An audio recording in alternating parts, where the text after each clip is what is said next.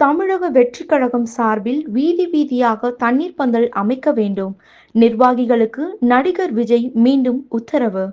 தமிழக வெற்றிக் கழக பொதுச் செயலாளர் என். ஆனந்த் நிர்வாகிகளுக்கு அனுப்பியுள்ள உத்தரவு கடிதத்தில் கூறியிருப்பதாவது: கோடை காலத்தை முன்னிட்டு பொதுமக்கள் பயன்பெறும் வகையில் தமிழகமெங்கும் தண்ணீர் பந்தல் அமைக்க வேண்டும் என ஏற்கனவே கட்சித் தலைவர் திரு. விஜய் உத்தரவு பிறப்பித்திருந்தார்.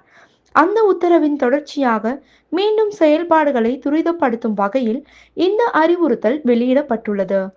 பல இடங்களில் தண்ணீர் பந்தல்கள் அமைக்கப்படாத நிலை காணப்படுவதால் அந்தந்த பகுதிகளின் நிர்வாகிகள் ஆய்வு மேற்கொண்டு 234 தொகுதிகளுக்குட்பட்ட அனைத்து இடங்களிலும் முக்கிய சாலைகள் மட்டுமன்றி வீதி வீதியாகவும் தண்ணீர் பந்தல் கட்சி சார்பில் அமைக்க வேண்டும் என கடிதத்தில் வலியுறுத்தப்பட்டுள்ளது.